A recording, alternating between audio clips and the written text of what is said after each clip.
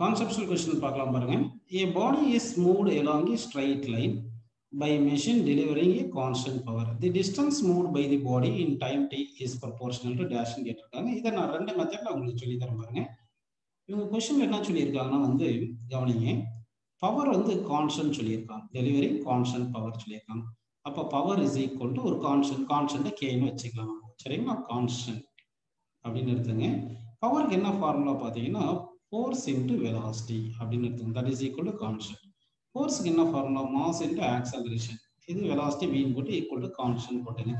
இப்போ acceleration into velocity equal to constant by mass எடுத்துங்க. accelerationக்கு என்ன formula? dv by dt. so dv by dt into velocity equal to constant by mass போட்டுங்க. இப்போ என்ன பண்ணலாம்னா dv into v is equal to constant by mass into dt அப்படின்னு போட்டுக்கலாமா? இப்போ பாருங்க, இந்த இது எப்படி இருக்குன்னா v into dv is equal to k by m into dt ன்னு எழுதியிருக்கோம், சரிங்களா? இதை இன்டகிரேட் பண்ணுங்க ரெண்டு சைட்லையும். இன்டகிரேட் பண்ண என்ன வரும்? v square by 2 is equal to k by m into t. dt integrate பண்ணா t ன்னு வருது. நம்ம இனிஷியல் வெலாசிட்டி 0 மாதிரி வச்சுட்டோம் அப்படின்னு அஸ்யூம் பண்ணிக்கலாம், ஓகேங்களா? அதை ஃபைனல் வெலாசிட்டி v மாறிச்சோம் அப்படி எடுத்துக்கலாம். அப்போ v ஸ்கொயர் பை 2 வந்திருக்கு. இப்போ வந்து v square is equal to என்ன வருது பார்த்தீங்கன்னா, நமக்கு வந்து இந்த 2 அந்த பக்கம் போயிருமா, 2k by m into t ன்னு வந்திருக்கு. இப்போ இதை ரூட் எடுத்துக்கோ. ரூட் எடுத்தா v is equal to root of 2k by m into t power 1 by 2, கரெக்டுங்களா? இப்போ v வந்து ds by dt ன்னு எடுத்துக்கங்க. ds by dt எடுத்தீங்கன்னா நம்ம என்ன பண்ணலாம்னா இந்த root of 2k by m into இந்த t power 1 by 2 இருக்கு. இப்போ இந்த dt அந்த பக்கம் அனுப்பிச்சிருங்க. அப்போ என்ன ஆகும்? ds is equal to root of 2k by m into t power 1 by 2 into dt ன்னு வருது. இப்போ இதை இன்டகிரேட் பண்ணுங்க. இன்டகிரேட் பண்ணா ds இன்டகிரேட் பண்ணா s is equal to root of 2k by m into t power 1 by 2 integrate பண்ணா t power 3 by 2 divided by 3 by 2 வருது, கரெக்ட்டுங்களா? இப்போ இந்த root of 2k by m இந்த 3 by 2 எல்லாம் கான்ஸ்டன்ட் எடுத்துட்டோம்னா அப்போ s distance directly proportional to t power 3 by 2 ன்னு இப்படி கால்குலேஷன் மெத்தட்ல செகண்ட் ஆப்ஷன் கரெக்ட்னு நமக்கு வருது. இதே ஷார்ட்கட் மெத்தட்ல எப்படி பண்றது அப்படின்னு பாத்தீங்கன்னா, இப்போ வந்து பவர் ஈக்குவல் டு கான்ஸ்டன்ட் தானே சொல்லியிருக்காங்க. பவர் ஈக்குவல் டு கான்ஸ்டன்ட் அப்படின்னா force into velocity equal to constant அப்படி போடுவோம். இப்போ force dimension formula ml t power -2, velocity dimension formula l into t power -1 equal to constant வச்சுக்கலாம். இப்போ m வந்து கான்ஸ்டன்ட்னு போயிடும். அப்போ l இன்டு l பவர் 2 இந்த t power -2 into t power -1 t power -3 is equal to constant வச்சுங்க. அப்போ l power 2 t power -3 அந்த பக்கம் போச்சுன்னா இந்த கான்ஸ்டன்ட் ப்ரொபோர்ஷனல் போட்டு t பவர் 3 ன்னு வந்துருதுன்னா இப்போ ரூட் எடுத்துக்கணும். l is directly proportional to t power 3 by 2. l என்றது டிஸ்டன்ஸ் தானே, t என்றது டைம் 3 பவர் 3 by 2 அப்படின்னா நம்ம செகண்ட் ஆப்ஷன் கரெக்ட்னு சொல்லிக்கலாம். நெக்ஸ்ட் क्वेश्चन பாருங்க. Figure shows 3 circular arcs, each of radius r and total charge as indicated. The net electric potential at the center of the curvature கேக்குறாங்க. இப்போ இங்க +q இருக்கு, இங்க -2q இருக்கு, இங்க +3q இருக்கு. எலக்ட்ரிக் பொட்டன்ஷியல் வந்து ஸ்கேலார் குவாண்டிட்டி, வெக்டார் கிடையாது. வெக்டாரா இருந்தா தான் அந்த டைரக்ஷன்லாம் எப்படி இருக்குன்னு பார்க்கணும். அதனால வந்து இங்க என்ன பண்ணலாம்னா அது ஸ்கேலார்னால நம்ம என்ன பண்ணலாம்னா இங்க பாருங்க எல்லா சார்ஜும் டிஸ்ட்ரிபியூட்டட் ஆர்க்ல தானே இருக்கு. ஆர்க்ல இருந்துச்சுன்னா இந்த ஆர்க்ல each and every points are same distance from the centre தானே இருக்கு. அப்படின்னா அந்த மொத்த சார்ஜும் same distance from the centre இருக்குன்னு எடுத்துக்கலாம். இல்லைன்னா இந்த +q இங்க ஒவ்வொரு பாயிண்ட் இதுல dq பிரிச்சாலும் each and every point same பாயிண்ட்ல சேம் டிஸ்டன்ஸ்ல தானே இருக்கு. அதனால நம்ம என்ன பண்ணிடலாம்னா டைரக்டா வந்து இதை அப்படியே எப்படி சால்வ் பண்ணலாம்? இந்த +qனால பொட்டன்ஷியல் எவ்வளவு பார்த்தீங்கன்னா kq டிவைடட் பை r அப்படின்னு போட்டுக்க வேண்டியது பொட்டன்ஷியல் ஃபார்முலா. அடுத்து இந்த -2qனால எவ்வளவு? -2k into 2q by r, ஏன்னா potential formula kq by r. அடுத்து இந்த +3qனால எவ்வளவு இருக்குன்னா +k into 3q by r அப்படின்னு எடுத்துக்க வேண்டியது. ஸோ இப்போ வந்து என்ன பண்ணலாம்னா அந்த k by r காமன் எடுத்துட்டோம்னா ப்ராக்கெட்ல q -2q +3qன்னு இருக்கு. ஸோ q -2q +3q வந்து 2q வரும். இந்த k வேல்யூ 1/4πε0 டிவைட் பை ஒரு r இருக்கு, கரெக்டுங்களா? 4πε டிவைட் பை r இருக்கு. இங்க மொத்தமா சார்ஜ் 2q வந்துருது. அப்போ 2 4 ஆன்சர் பண்ணா 2 வரதுனால ஆன்சர் வந்து q by 2πε0r. இங்க நம்ம பார்க்க வேண்டியது எலக்ட்ரிக் பொட்டன்ஷியல் வந்து ஸ்கேலார் குவாண்டிட்டி அப்படின்னு வச்சுக்கோங்க. வெக்டார் இருந்தால் தான் அந்த டைரக்ஷன் எல்லாம் பார்த்து சால்வ் பண்றது கஷ்டமா இருக்கும். ஸ்கேலார்னால இங்க இதை டிவைட் பண்ணோம்னா each and every part same distance தானே வருது. அதனால அப்படியே சால்வ் பண்ணிடலாம். So first option correct. Next question பாருங்க. A coaxial cable consisting of a thin inner conductor fixed along the axis of a hollow outer conductor. The two conductors carry equal currents in opposite directions. let B1 and B2 be the magnetic field in the region between the conductors and outside the conductor respectively அப்படின்னு சொல்லியிருக்காங்க. இந்த question உங்களுக்கு கொஞ்சம் confusion இருந்தாலும் explain பண்ணிட்டு பாருங்க. ஒரு wire இருக்கு, இப்படி இருக்கு, இதுல கரண்ட் எப்படி ஐ இருக்கு. அடுத்து வந்து ஒரு இது என்க்ளோஸ்டு பை ஒரு சிலிண்டரிக்கல் டியூப் இருக்கு, சரிங்களா? இப்படி ஒரு சிலிண்டரிக்கல் டியூப் இருக்கு அப்படின்னு சொல்லிட்டாங்க. இப்படி அசியூம் பண்ணிக்கணும், ஓகேங்களா? இந்த டியூப்ல கரண்ட் வந்து எப்படி இருக்குன்னா ஆப்போசிட் டைரக்ஷன்ல இருக்கு அப்படின்னு எடுத்துக்கணும். ஓகே, இப்போ நமக்கு என்ன கொஸ்டின் கேட்குறாங்கன்னா வந்து மேக்னெட்டிக் ஃபீல்டு வந்து B1 இன்சைடுன்னு சொல்றாங்க. இந்த பாயிண்ட் இன்சைட் பிட்வீன் இந்த ஒயருக்கும் இந்த கண்டக்டருக்கும் இன்சைடு வந்து B1 சொல்றாங்க, அவுட் சைடு வந்து B2ன்னு சொல்றாங்க. இப்போ வந்து நமக்கு ஆல்ரெடி சரியும் ஒரு டியூப் இருந்துச்சுன்னா டியூப் மட்டும் எடுத்தோம்னா அந்த டியூப்ல கரண்ட் பாஸ் ஆச்சுன்னா இன்சைடு வந்து ஃபீல்டு வந்து ஜீரோவா இருக்கும். ஏன் இன்சைட் ஃபீல்டு ஜீரோவா இருக்குன்னா நம்ம இந்த ஆம்பியர் சர்க்யூட்டல் தேரம் பார்த்தோம்னா B இஸ் ஈக்குவல் டு என்ன வரும் பார்த்தீங்கன்னா μ0 times of total charge total current enclosed by the லூப்னு இருக்கும். அப்போ பார்த்தீங்கன்னா இந்த நம்ம வந்து என்ன ஆகுது, ஒரு சிலிண்ட்ரிக்கல் டியூப் மாதிரி எடுத்தோம்னா ஹாலோ சிலிண்ட்ரிக்கல் டியூப் எடுத்தோம்னா ஃபீல்டு இன்சைட் ஜீரோ. அப்போ இந்த சிலிண்ட்ரிக்கல் கோஆக்சியல் டியூப் இருக்கு இல்லைங்களா, இந்த கோஆக்சியல் டியூப் அதனால ஃபீல்டு வந்து இன்சைட் ஜீரோ இருக்கும். ஆனால் இந்த ஒயர் இருக்கு இல்லையா, ஒயர்னால இங்கே ஃபீல்டு வந்து இருக்கும். அப்போ B1 வந்து இருக்கும், B1 is not equal to zero. இந்த ஒயர்ல இந்த ஆக்சிஸ்ல கரண்ட் ஒயர் இருக்கு இல்லைங்களா, இதனால ஃபீல்டு இருக்கும்.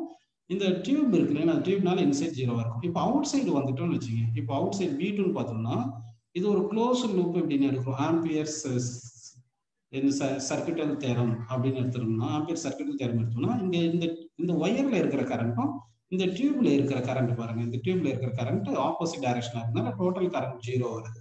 அப்போ அவுட் சைட் பாயிண்ட் எடுத்தோம்னா according to ampere circuital theorem எடுத்தோம்னா B இஸ் ஈக்குவல் டு என்ன வருதுன்னா μ0 times of total current enclosed அப்படின்னு அந்த மாதிரி வரும். அதாவது B வராது, B டாட் டிஎல்னு வரும். இன்டெக்ரல் B டாட் டிஎல் அப்படின்னு வரும். இன்டெக்ரல் B டாட் டிஎல் வந்து μ0 வரும். அப்போ இங்கே integral B closed integral of B dot DL is equal to μ0 sigma in வரும். According to ampere circuital theorem closed integral of B dot DL is equal to μ0 times of total current enclosed தானே வருது. அப்போ இங்க total current enclosed பார்த்தீங்கன்னா இந்த ஆக்சிஸ்ல ஒயர்ல போற கரண்ட்டும் இந்த டியூப்ல இருக்கிற கரண்ட்டும் ரெண்டு சேர்ந்து டோட்டல் கரண்ட் ஜீரோ வந்துருது. அப்படின்னா B வந்து ஜீரோ வந்துடும், ஓகேங்களா? ஸோ இந்த ஆன்சர் நம்ம எடுக்கணும். அப்போ வந்து அவுட் சைடு வந்து ஜீரோ, இன்சைடு வந்து நாட் ஈக்குவல் டு ஜீரோ. அப்போ ஆப்ஷன் எது வரும் பார்த்தீங்கன்னா தேர்ட் ஆப்ஷன் வந்து கரெக்டான ஆன்சர். நெக்ஸ்ட் கொஸ்டின் பாருங்க.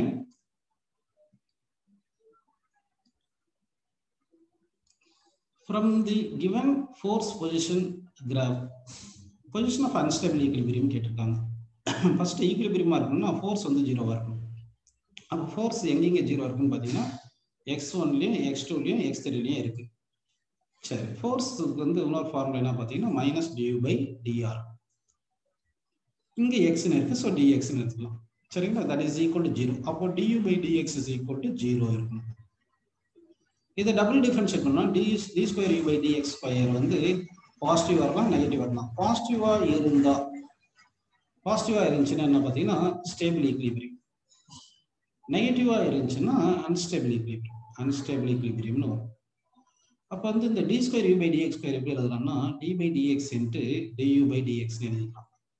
இந்த du/dx தான் நமக்கு f தெரியும் இல்லையா, இந்த f is equal என்ன தெரியும்னா மைனஸ் du/dx அப்படின்னு நமக்கு தெரியும், கரெக்டுங்களா? f is equal to minus du/dx தெரியும்.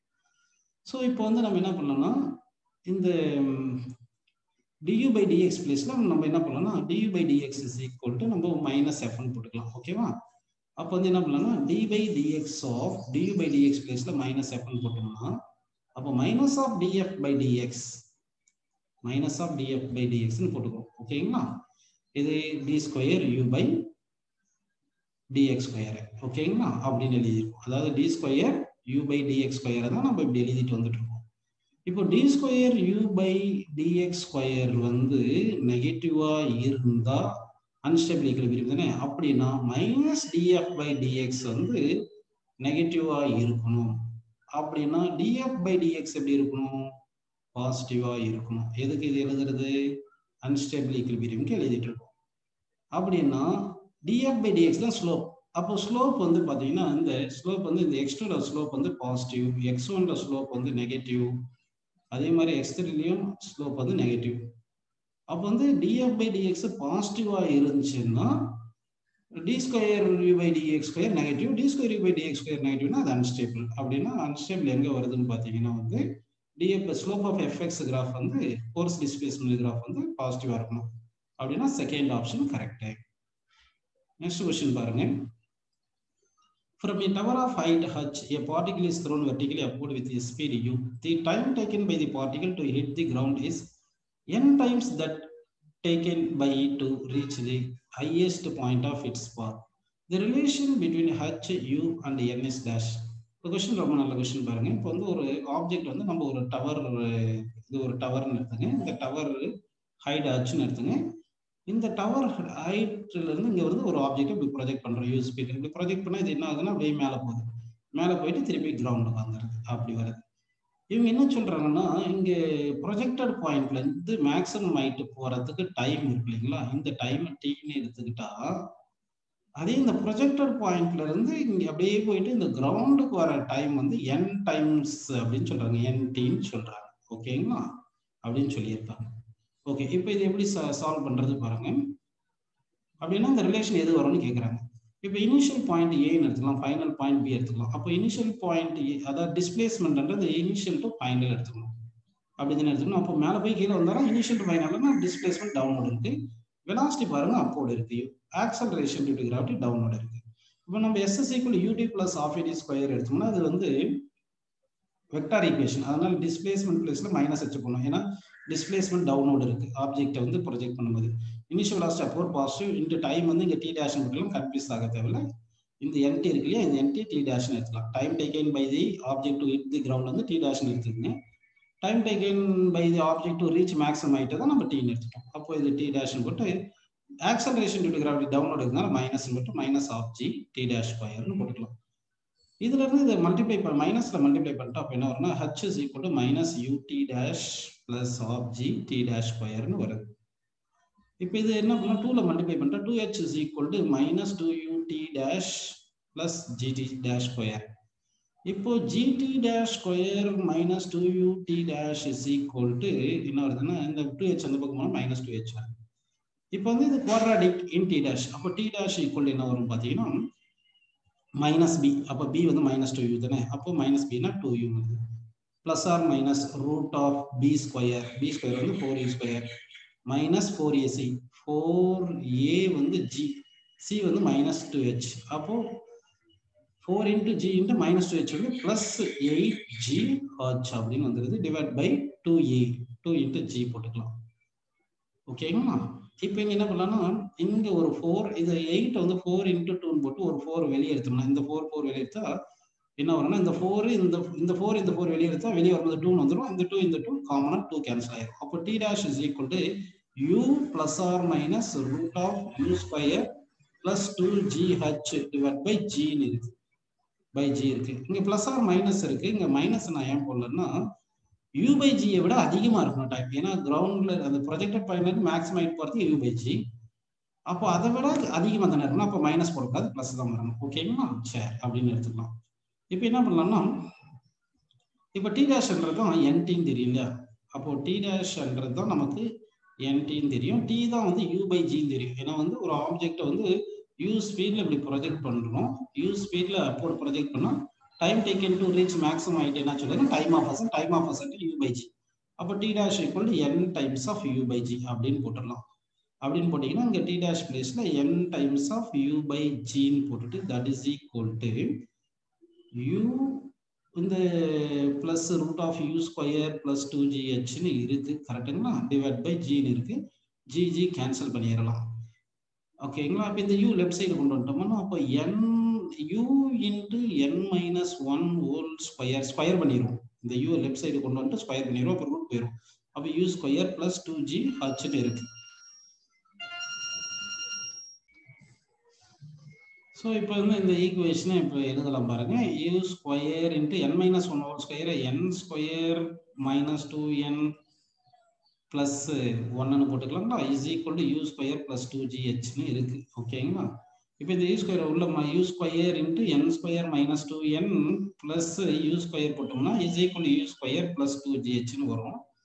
u square கேன்சல் ஆயிருது. இதுல n ஒன்னு காமன் எடுத்துட்டோம்னா u square into n ன்னு எடுத்துட்டா n minus 2 ன்னு இருக்குங்களா is equal to 2gh ன்னு வருது. ஓகே, இப்போ இந்த மாதிரி ஆப்ஷன் எது கரெக்டா இருக்கு அப்படின்றத நம்ம பார்க்கணும். அப்போ u square into n into n minus 2 equal 2gh ன்றது ஃபர்ஸ்ட் ஆப்ஷன் வந்து கரெக்டா இருக்கு. சரிங்களா? நெக்ஸ்ட் क्वेश्चन பாருங்க. A small body of mass m slides without friction from the top of a hemisphere of radius r. At what height will the body be detached from the center of the hemisphere ன்னு கேட்டிருக்காங்க. அப்போ என்ன பண்ணலாம்னா இப்போ வந்து என்ன பண்ணலாம்னா இது வந்து சும்மா இது ஆர்னு எடுத்துக்கங்க, இந்த சென்டர் ஓன்னு எடுத்துட்டு இந்த பாயிண்ட் ஏபின்னு எடுத்துக்கங்க. இப்போ இந்த பாயிண்ட் வரும்போது இட் டிட்டாச் ஃப்ரம் தி ஸ்பியர்னு அஸ்யூம் பண்ணிக்கலாம். அப்போ இங்கிருந்து எடுத்துக்கலாம். இங்க பாருங்க, இந்த பாயிண்ட் நம்ம பின்னு எடுத்துக்கலாம். பிக்கு வரும்போது என்ன ஆகுதுன்னா டிட்டாச் ஃப்ரம் தி சர்ஃபேஸ்னு எடுத்துக்கலாம். ஸோ இப்போ ஏல இருந்து இது ஸ்லைட் ஆகி வரும்போது இது கொஞ்சம் வெலாசிட்டி வி இருந்திருக்கும். ஓகேங்களா? இப்போ இந்த பில இருந்து ஒரு பர்பண்டிகுலர் லைன் டு ஓஏ எடுத்தோம்னா இந்த பாயிண்ட் சின்னு எடுத்துக்கலாம். இப்போ இந்த O to C தான் வந்து ஹைட் ஹச்ன்னு எடுத்துக்கங்க. அப்படின்னா C to A என்ன வரும்? ஏன்னா O to A வந்து நமக்கு ரேடியஸ் தானே. அப்போ C to A வந்து என்ன வரும்? ரேடியஸ் மைனஸ் ஹச்ன்னு வந்துருக்கும். இந்த O to B வந்து ரேடியஸ்ன்னு எடுத்துக்கங்க. இப்போ வந்து ஆக்சுவலா இந்த பிளாக் பிக்கு மேல என்னென்ன ஃபோர்ஸ் ஆக்ட் ஆகும்னா இங்க mg ஃபோர்ஸ் ஒன்று ஆக்ட் ஆயிருக்கும். ஓகேங்களா? mg ஃபோர்ஸ் ஆக்ட் ஆயிருக்கும். நம்ம இப்போ வந்து இந்த ஆங்கிள் இருக்கு இல்லைங்களா, இந்த ஆங்கிளை வந்து நம்ம இங்க டீட்டான்னு எடுத்தோம்னா இந்த ஆங்கிள் டீட்டான்னு வந்துடும். ஓகேவா? இந்த ஆங்கிள் டீட்டா இந்த mg ரெண்டு காம்பனண்டா ரிசால்வ் பண்ணலாம். அப்போ எப்படி டுவர்ட்ஸ் சென்டர் வந்து mg cos தீட்டான்னு ரிசால்வ் பண்ணிட்டு இந்த எலாங் டேஞ்சன்ட் வந்து mg sin தீட்டான்னு ரிசால்வ் பண்ணலாம். அடுத்து இந்த நார்மல் ரியாக்ஷன் ஒன்று இருக்கு n, ஆனா இந்த n வந்து ஜீரோவா இருக்கும். ஏன்னா இட் லீவ்ஸ் தி ஹெமிஸ்பியர் சொல்றாங்க. டிட்டாச்னா n வந்து ஜீரோ வந்துடும். அப்படின்னா இங்க mg காஸ்ட் ஆஃப் ஃபோர்ஸ் வந்து டுவர்ட்ஸ் சென்டர் ஆக்ட் ஆகுறதுனால இந்த mg காஸ்ட் ஆஃப் ஃபோர்ஸ் தான் ப்ரொவைட்ஸ் நேச்சுரல் சென்ட்ரிபியூட்டல் ஃபோர்ஸ்னு எடுத்துக்கலாம். அப்போ mg cos of provides natural centripetal force வந்து mv ஸ்கொயர் பை r. இப்போ இது வந்து ஸ்டார்ட் ஸ்லைட் ஃப்ரம் ஏ தானே. அப்போ இனிஷியலா பாயிண்ட் ஏல வந்து ஜீரோ வெலாசிட்டி இருந்திருக்கும். இப்போ according to conservation of energy எடுத்தோம்னா பாயிண்ட் ஏல இருந்து பாயிண்ட் பி வரும்போது பொட்டன்ஷியல் எனர்ஜி டிக்ரீஸ் ஆயிருக்கும். கரெக்டுங்களா? பாயிண்ட் ஏல இருந்து பாயிண்ட் பி வரும்போது சடன் ஹைட் டிக்ரீஸ் ஆகுது இல்லையா, பொட்டன்ஷியல் எனர்ஜி டிக்ரீஸ் ஆயிருக்கும். அப்போ decreasing potential energy equal to increasing kinetic energy போட்டுங்க. டிக்ரீசிங் பொட்டன்ஷியல் எனர்ஜி என்ன பாருங்க, mg into height வந்து அங்க r minus h அளவுக்கு கீழே வந்திருக்கு distance. That is equal increasing kinetic energy வந்து final kinetic energy of mv square minus initial kinetic energy zero. ஏன்னா பாயிண்ட் ஏல ஜீரோவா இருந்துச்சு. ஓகேங்களா? இப்போ இந்த ரெண்டு ஈக்குவேஷனும் டிவைட் பை நம்ம ஆர்னு போட்டுக்கிட்டோம் வச்சுக்கோங்க. ஆர்னு போட்டா இங்க mv ஸ்கொயர் பை ஆர் தான் mg காஸ்டா. அப்போ mv ஸ்கொயர் பை ஆர் பிளேஸ்ல mg காஸ்டா போட்டுக்கலாமா? அப்போ mg into r minus h by r is equal to half into mv square by r பிளேஸ்ல நம்ம என்ன பண்ணலாம், mg காஸ்டா. அப்போ mg காஸ்டான்னு போட்டுக்கோங்க. mg காஸ்டான்னு எழுதிட்டோம். கரெக்டுங்களா? இப்போ இந்த mg கேன்சல் பண்ணிட்டோம். சரி, அடுத்து நம்ம என்ன பண்ண போறோம் அப்படின்னு பார்த்தீங்கன்னா இந்த காஸ்டா கண்டுபிடிக்கணும். இந்த பாயிண்ட் சி, இந்த பாயிண்ட் பி, இந்த ஓ இருக்கு இல்லைங்களா. அப்போ ஓசிபி இருக்கு இல்லையா, அந்த ஓசிபி இருக்குன்னா இது ஓ, இது சிபி, இது எடுத்தா இது டீட்டா, இந்த ஓபி வந்து ரேடியஸ் ஆர், ஓசி வந்து ஹச்ன்னு எடுத்துட்டோம். அப்போ cos theta is equal to என்ன வரும்னு சொல்லப்போ cos theta is equal to h by r அப்படின்னு வந்துடும். அப்போ இந்த ஃபார்முலா எழுதும்போது இந்த r minus h by r எப்படி எழுதலாம், 1 minus h by r ன்னு எழுதிட்டு that is equal to half into cost of பிளேஸ்ல h by r அப்படின்னு போட்டுட்டோம். ஓகேவா? ஓகே, இது எல்சிஎம் எடுக்காம அப்படியே கூட வச்சிருந்தாங்க.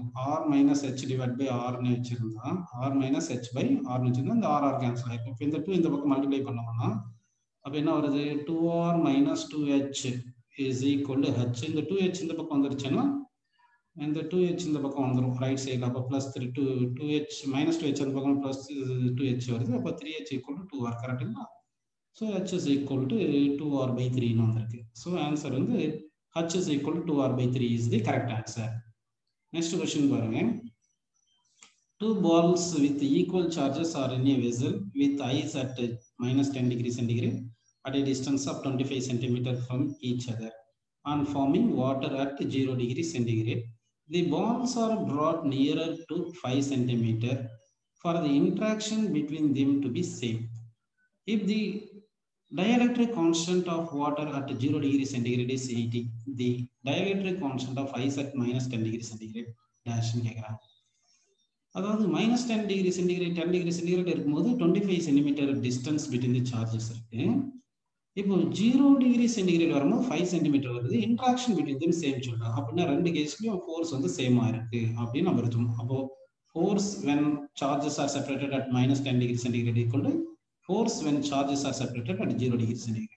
Force என்ன ஃபார்முலா பார்த்தீங்கன்னா 1/4 pi epsilon naught into 1/k dielectric constant into q1 by q2 r square is equal to இந்த பக்கம் அதே மாதிரி 1/4 pi epsilon naught 1/k, அதாவது இது மைனஸ் 10 டிகிரி சென்டிகிரேட்ல இந்த k என்றது, இந்த k என்றது இங்க 0 degree சென்டிகிரேட்ல into q1 by q2 divided by the r dash square அப்படிப்பட்ட q1 by q2 1/4 pi epsilon naught common cancel ஆயிரும். இவங்க என்ன சொல்லியிருக்காங்கன்னா டைஎலக்ட்ரிக் கான்ஸ்டன்ட் வந்து ஆஃப் வாட்டர் வந்து 80 டிகிரி 80ன்னு சொல்லிட்டாங்க, கே வந்து 80 சொல்லிட்டாங்க. அப்படின்னா கே அட் 0 டிகிரி சென்டிகிரேட்ல 80ன்னு சொல்லிட்டாங்க. இங்க 1/0 டிகிரி சென்டிகிரேட்ல டிஸ்டன்ஸ் செப்பரேட் வந்து 5ன்னு சொல்லிட்டாங்க. அப்போ 5 ஸ்கொயர் வந்து 25 போட்டுக்கோங்க. இந்த பக்கம் பார்த்தீங்கன்னா K at minus 10 degree centigrade தான் கேட்காங்க. அப்போ 1/k இந்த ஆர் ஸ்கொயர் தான் 25 சென்டிமீட்டர் கொடுத்துருக்காங்க. அப்போ 25 என்ன 25 into 25 போட்டுங்க, ஆர் ஸ்கொயர் ஒரு 25 ஒரு 25 கேன்சல் ஆயிடுச்சு. இப்போ இந்த கே அந்த பக்கம் கொண்டு போயிட்டு 80 எந்த பக்கம் கொண்டு வந்துட்டீங்கன்னா அப்போ கே இஸ் ஈக்குவல் டு 80/25. 80/25 வந்து கேன்சல் பண்ணால் 3.2 வரும். ஸோ ஆன்சர் வந்து பார்த்தீங்கன்னா 3.2 அப்படின்னு நமக்கு ஆன்சர் கிடைக்கும்.